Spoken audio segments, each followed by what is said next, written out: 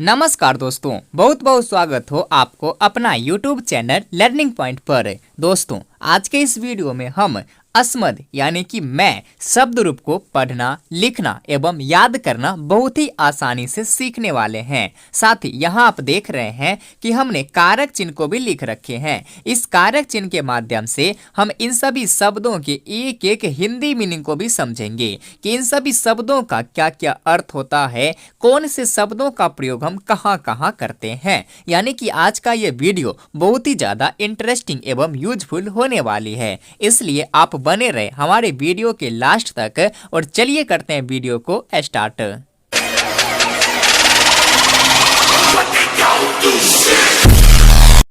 अब सबसे पहले दोस्तों हमें ये अस्मद शब्द का रूप लिखना कैसे है ये समझिए। बहुत ही सिंपल है, इसे आप उत्तम पुरुष में पढ़े भी होंगे, अहम आबाम बयम, बस इतना ही पढ़े होंगे, अहम आबाम बयम। आज हम इससे आगे इसके सातों रूप में, सातों विभक्ति में समझने वाले हैं। देखिए, प्रथमा विभक्ति में तो हम सेम ही लिखेंगे अहम आबाम बयम, फिर द्वितीय विभक्ति में लिखेंगे माम आबाम अस्मान, तृतीय विभक्ति में लिखेंगे मया आबाभ्याम अस्माभिः, चतुर्थी विभक्ति में लिखेंगे मह्यम आबाभ्याम अस्मभ्यम, फिर पंचमी विभक्ति में लिखेंगे मत आबाभ्याम अस्मत्, फिर षष्ठी विभक्ति में लिखेंगे मम आवयोः अस्माकम, फिर सप्तमी विभक्ति में लिखेंगे मयि आवयोः अस्मासु। इस प्रकार से हम इसके शब्द रूप को बहुत ही आसानी से लिख सकते हैं। एक बार फिर से देखिए, प्रथमा विभक्ति में अहम आबाम वयम, द्वितीय विभक्ति में माम आबाम अस्मान, तृतीय विभक्ति में मया आबाभ्याम अस्माभिः,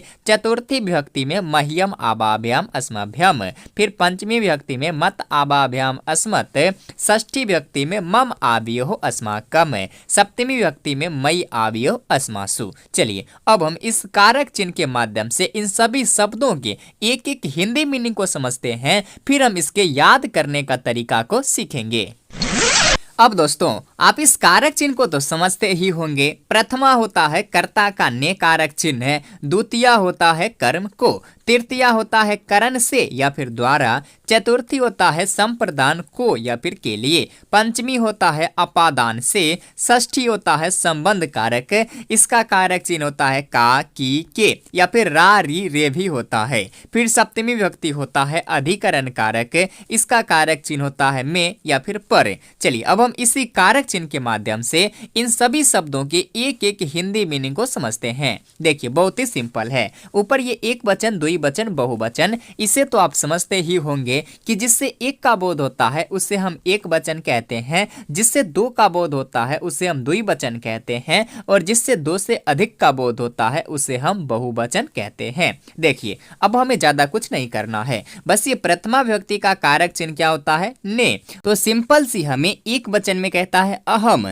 तो इस अहम शब्द के साथ इस ने कारक चिन्ह को ऐड कर देंगे। अब अहम मतलब होता क्या है, तो मैं, तो हो जाएगा मैं ने या फिर हमने। इसी प्रकार से द्विवचन में है आबाम, तो यहाँ पर हम यहाँ द्विवचन में यानी कि दो लोगों के लिए प्रयोग किया गया है, तो हम बोलेंगे हम दोनों और इसके साथ ने कारक चिन्ह को ऐड कर देंगे, तो हो जाएगा हम दोनों ने। फिर बहुवचन में है बयम, ये बहुवचन में है तो हम बोलेंगे हम लोगों ने। एक वचन में तो हमने, द्विवचन में हम दोनों ने, बहुवचन में हम सब ने या फिर हम लोगों ने। इसी प्रकार से द्वितीय व्यक्ति है कर्म कारक, इसका कारक चिन्ह क्या होता है, तो को। जैसे एक वचन में माम तो बोलेंगे मुझको, यहाँ क्या बोला था हमने, मैंने, ये ने कारक चिन्ह था तो मैंने। अब यहाँ को कारक चिन्ह है तो इस ने कारक चिन्ह की जगह पर हम को कारक चिन्ह को रख देंगे, तो हो जाएगा मुझको। इसी प्रकार से आबाम तो बोलेंगे हम दोनों को, चूंकि द्विवचन में है तो हम दोनों को।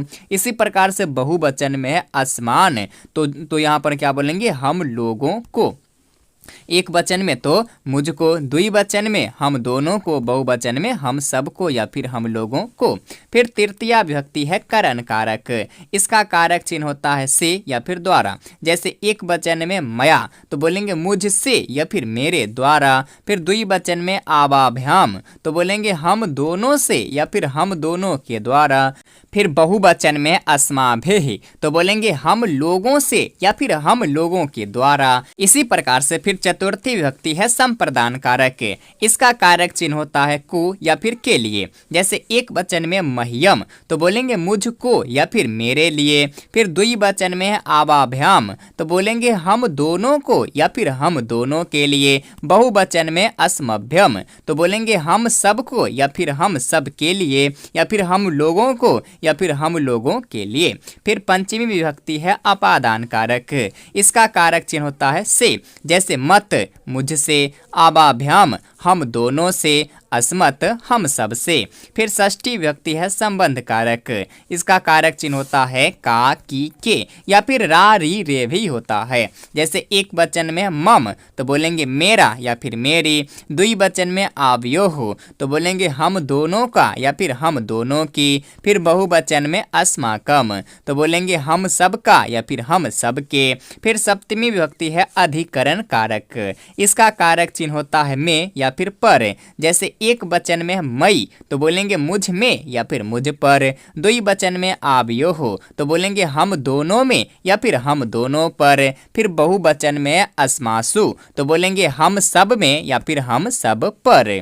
इस प्रकार से हम कारक चिन्ह को लिखकर बहुत ही आसानी से इसके हिंदी मीनिंग को समझ सकते हैं। देखिए अब हम एक बार बिना कारक चिन्ह का अभ्यास करते हैं।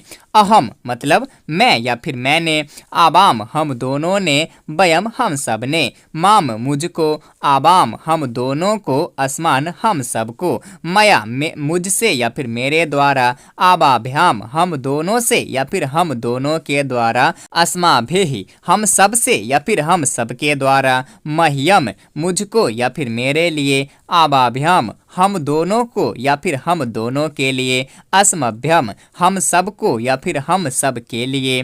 फिर मत मुझसे, आवाभ्याम हम दोनों से, अस्मत् हम सब से, मम मेरा, आभ्यो हम दोनों का, अस्माकम हम सब का, मई मुझ में या फिर मुझ पर, आभ्यो हम दोनों में या फिर हम दोनों पर, अस्मासु हम सब में या फिर हम सब पर। इस प्रकार से हम इसके मीनिंग को समझेंगे। देखिए अब इसे याद कैसे करना है आसान तरीके से ये समझिए। देखिए दोस्तों याद तो आपको रट कर ही करना है, लेकिन रटने का भी सही तरीका पता होना चाहिए। ऐसे पढ़ना है आपको, इन तीनों शब्दों को एक साथ बोलना है, फिर सांस लेना है, फिर अगले इन तीन शब्दों को एक साथ बोलना है। देखिए अहम आवाम वयम, फिर सांस लेंगे, फिर आगे इन तीन शब्दों को बोलेंगे, माम आवाम अस्मान, फिर सांस लेके मया आवाभ्याम अस्माभिः, मह्यम आवाभ्याम अस्मभ्यम, मत आवाभ्याम अस्मत्, मम आभ्यो अस्माकम, मई आभ्यो अस्मासु। इस प्रकार से आपको पढ़ना है। यकीन मानिए यदि आप इस प्रकार से पढ़ते हैं